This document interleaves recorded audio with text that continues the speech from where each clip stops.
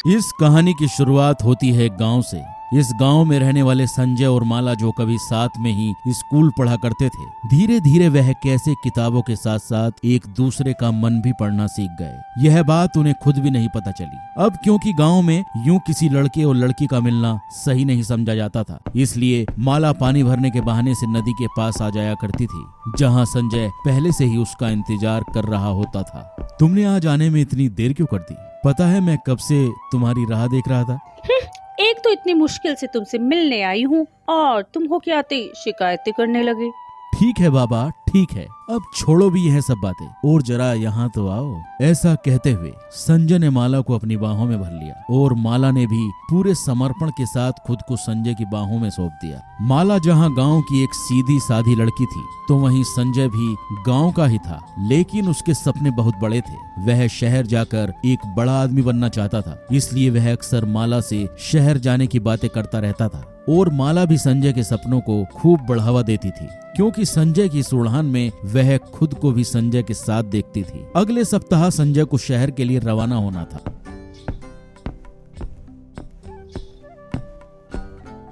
इसलिए संजय और माला एक बार फिर से इस नदी के घाट पर मिलते हैं। संजय माला की गोद में सिर रखकर लेटा हुआ है और दोनों बातें कर रहे हैं। माला, तुम देखना, जब मैं शहर जाकर बड़ा आदमी बन जाऊंगा ना, तब यह गांव के लोग मुझसे मिलने के लिए भी तरसा करेंगे। संजय की यह बात सुनने के बाद माला जैसे एकदम से निर्भाव हो चुकी थी और वह संजय की ओर एकटक देखे जा रही थी। क्या हुआ माला, तुम एकदम से इतनी शांत और परेशान क्यों हो गई? माला संजय को अपनी गोद से उठाते हुए खुद भी उठकर खड़ी हो गई और माला दूसरी ओर मुंह करते हुए संजय से पूछती है, संजय, अभी अभी तुमने कहा कि तुम्हारे अमीर बनने के बाद गांव के लोग भी तुमसे मिलने को भी तरसेंगे, तो कहीं तुम मुझे भी तो नहीं भूल जाओगे ना? अरे पागल, तुम यह कैसी बातें कर रही हो? मैंने तो सिर्फ इन गांव वालों की ही बात की है जो मुझे नाकारा और निकम्मा समझते हैं। माला, एक तुम ही तो हो जिसने मुझ पर इतना यकीन जताया है। अगर संजय माला को भूल गया तो समझो संजय संजय को भूल गया। सच्ची? मुच्ची। तो फिर तुम मुझसे वादा करो कि तुम शहर जाने के बाद मुझे भूलोगे नहीं और ना ही कभी किसी और लड़की की तरफ आंख उठाकर भी देखोगे। ठीक है बाबा, मैं तुम्हारी कही हुई सारी बातें मानूंगा, लेकिन माला तुम भी मुझसे एक वादा करो कि मैं जब तक शहर से कुछ बनकर वापस नहीं आ जाता, तुम हमारे इस रिश्ते के बारे में किसी से बात नहीं करोगी। माला और संजय एक दूसरे के दिए गए वादों को न तोड़ने की कस्में खाते हैं और आखिरकार एक बड़ा आदमी बनने की उम्मीद लिए हुए संजय शहर को निकल जाता है।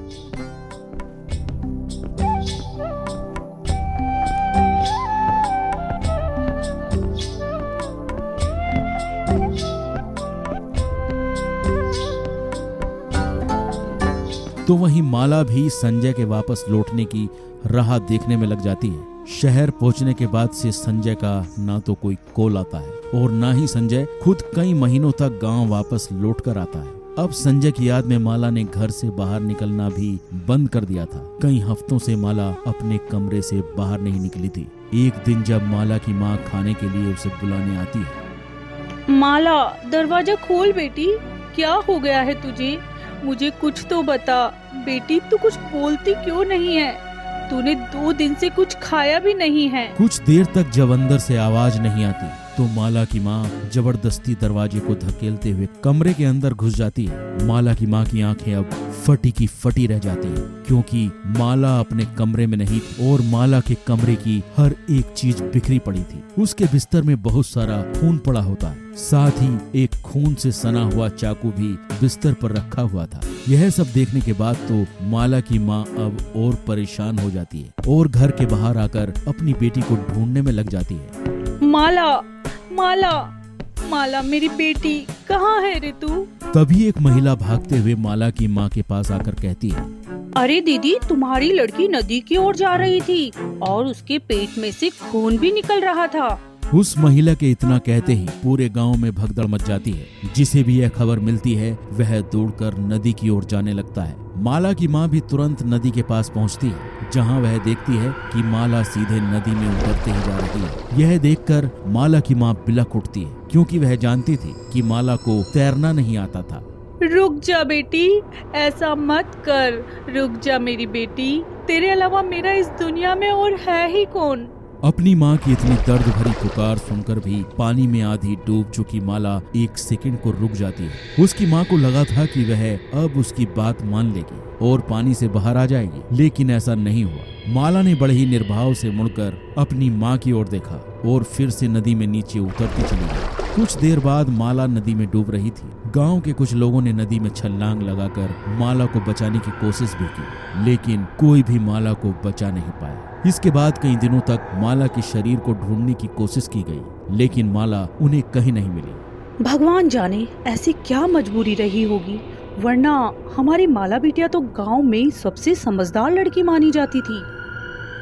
सही कह रही हो दीदी, और अब तो मुझे लगता है कि नदी के तेज बहाव के कारण उसका शरीर भी कहीं दूर बह गया होगा। बेचारी रानू दीदी, उनके पति पहले ही करंट लगने से गुजर गए थे, ले देकर अब एक माला बिटिया का ही सहारा था। लेकिन अब तो वह भी इस दुनिया में नहीं रही। पता नहीं क्या होगा रानू दीदी का अब। माला के गुजर जाने के बाद से अब माला की माँ रानू पूरी तरह से अकेली थी। उसने तो अब जीने की आशा भी छोड़ दी थी। बहुत दिन तक कोशिश करने के बाद भी जब माला का शरीर गांव वालों को नहीं मिला, तो गांव वालों ने भी यही समझा कि शायद उसका शरीर नदी के उफान में कहीं दूर चला गया होगा, और उन्होंने भी माला का शव ढूंढना बंद कर दिया था। एक रात को जब माला की माँ बाहर निकलती है तो वह देखती है कि उसे दूर झाड़ियों में माला अपने उसी खून से सने कपड़े में खड़ी दिखती है जिसमें वह नदी में डूबी थी। माला की माँ की जगह और गांव वाले ने माला को इस तरह देखा होता तो शायद वह डर के मारे चीख पड़ता, लेकिन क्योंकि माला रानू की बेटी थी इसलिए अपनी बेटी को प्यार से बुलाते हुए कहती है, मेरी बेटी, इधर आ बेटी। तू अपनी बूढ़ी माँ को छोड़कर कहाँ चली गई? वापस आ जा बेटी। झाड़ियों के पीछे खड़ी होकर माला अपनी माँ को लगातार देखे जा रही थी, लेकिन उसके चेहरे पर किसी भी तरह का भाव नहीं था। मेरे साथ गलत हुआ है माँ, मैं उसका इंतजार करूंगी, मैं उसका इंतजार करूंगी। इतना कहकर माला तेजी से दौड़ते हुए झाड़ियों में कहीं गायब हो गई और रानू भी अपनी बेटी का पीछा करते हुए उसके पीछे दौड़ पड़ी। माला, माला, रुक जा मेरी बेटी। रानू ने रात के अंधेरे में बहुत देर तक अपनी बेटी को ढूंढने की कोशिश की, लेकिन वह उसे कहीं भी नहीं दिखी। सुबह कुछ गांव वालों की नजर रानू पर पड़ी, जो गांव की एक पगडंडी पर बेहोश पड़ी हुई थी। अरे भैया, यह तो रानू दीदी है, इन्हें जल्दी से उठाओ, कोई जल्दी से डॉक्टर साहब को बुला कर लाओ।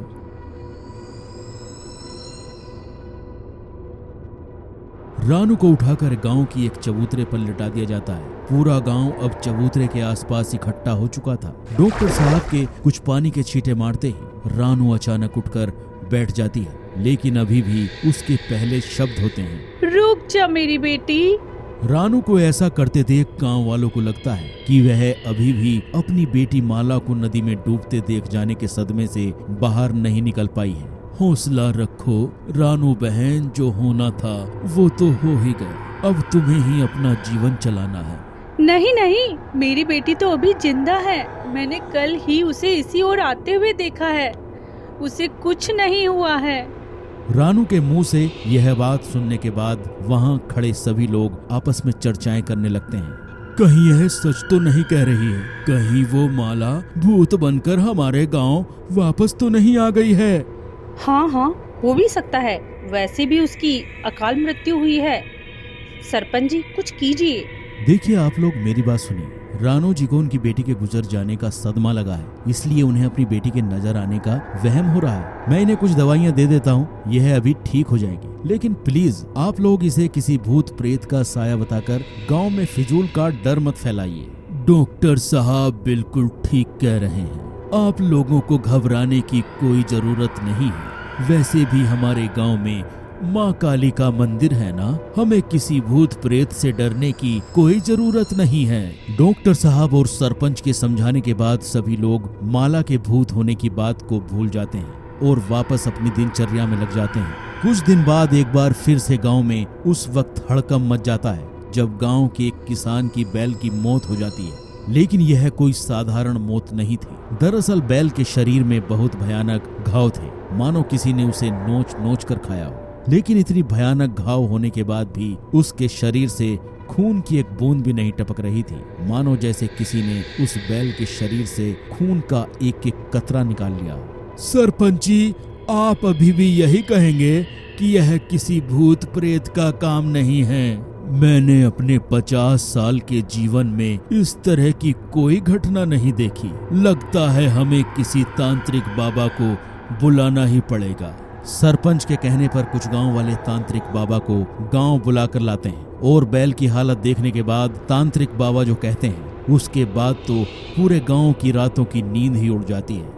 गलत हुआ है उसके साथ, गलत हुआ है, लेकिन किसके साथ? हमारे गांव में तो लोग सबसे मिलजुल कर रहते हैं और मेरे रहते हुए किसी के साथ अन्याय कैसे हो सकता है?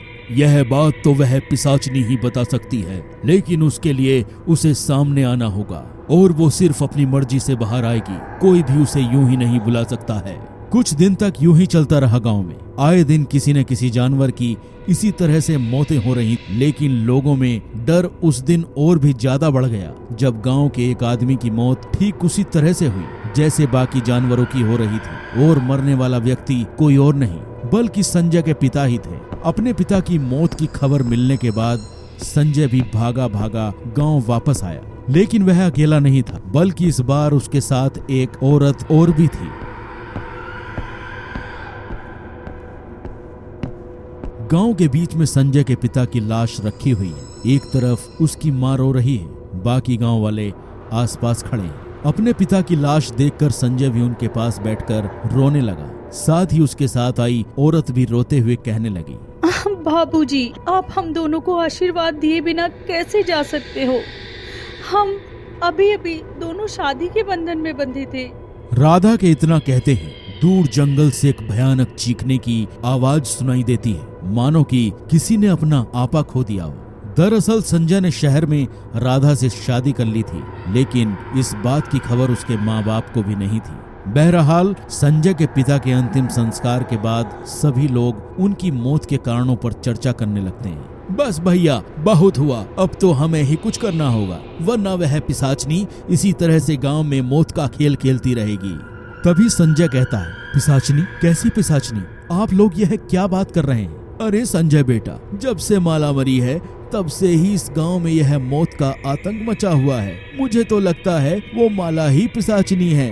माला की मौत की बात सुनकर संजय एकदम से हैरान और परेशान हो जाता है और भागते हुए सीधा माला के घर में जा पहुंचता है।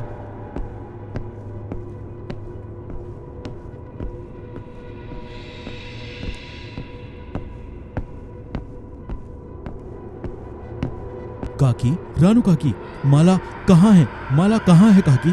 काकी। संजय आवाज लगाता हुआ एक कोठरी में पहुंचता है, जहां वो देखता है कि माला की माँ यानी रानू काकी एक कोने में बैठकर गुड़िया के साथ खेल रही होती है। दरअसल रानू अब पागल हो चुकी थी। संजय रोता हुआ नदी के पास जाता है, जहां वह अक्सर माला से मिला करता था, लेकिन नदी के पास पहुंचकर वह देखता है कि उसकी पत्नी राधा पहले से ही वहां पर खड़ी हुई होती है। राधा, तुम यहाँ कैसे? तुम्हें तो इस गांव के बारे में कुछ पता भी नहीं है, फिर तुम यहाँ कैसे पहुंची? मैंने इस गांव में तुमसे ज्यादा वक्त बिताया है संजय। तुमने मुझे धोखा दिया है संजय, धोखा दिया है।